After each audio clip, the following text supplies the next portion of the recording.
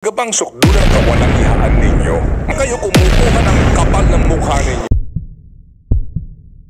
Yung magpapasintabi lang, girl, ha? Kasi kinikilabutan ako dito sa balitang ito, eh. Hindi po naman lahat, ha? At ako po'y humihingi ng pangunawa sa baka po masyadong masakit na salita, no? Kayo ba'y talaga bang sukdulan ng kawalang ihaan ninyo? Mawalang galang lang po, ha? Sorry po, hindi naman sa lahat. Kayo ba'y manhid? Kayo ba'y walang pakiramdam? Kayo ba'y insensitive? Nagpapanukala ngayon na naman ang Kongreso. Napatawan po mula 6 hanggang 12%. Kumbaga, dagdagan pa. Yung kasalukuyan pong mataas ng buwis, kakataas lang nito, eh. Doon po, mga kapatid, sa sinasabi nga na matatamis na inumin natin, okay po naman nga sana. Diba? Pati po itong ating 3-in-1 na kape. Nagtaas na po sila ng buwis dito, eh. Gusto ho nilang gawin na mula 20 hanggang 40% yung pong buwis dito.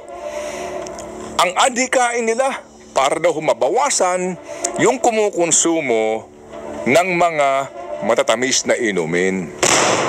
At ilagay daw sa PhilHealth yung pera. Ang ganda po ng inyong press release, eh. Diba? Para sa kalusugan ng mga Pilipino. Mawalang galang lang. Ano po? Katataas lang ng buwis nito. Napakinabangan ba namin to? Eh yung PhilHealth nga, sino ba ang nag-aproba para payagan? Para payagan sila Ralph Recto, itong sila DBM guys.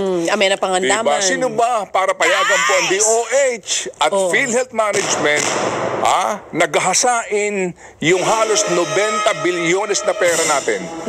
Kayo, doon sa provision ng GAA, binigyan nyo ng kapangyarihan ang tanggapan ng Presidente. Kaya kinuha nga po, kung hindi pinahinto ng Supreme Court, naubos na ho sana yung halos 90 billion, di ba? 89.9 yan. Di namin ba kakalimutan yan?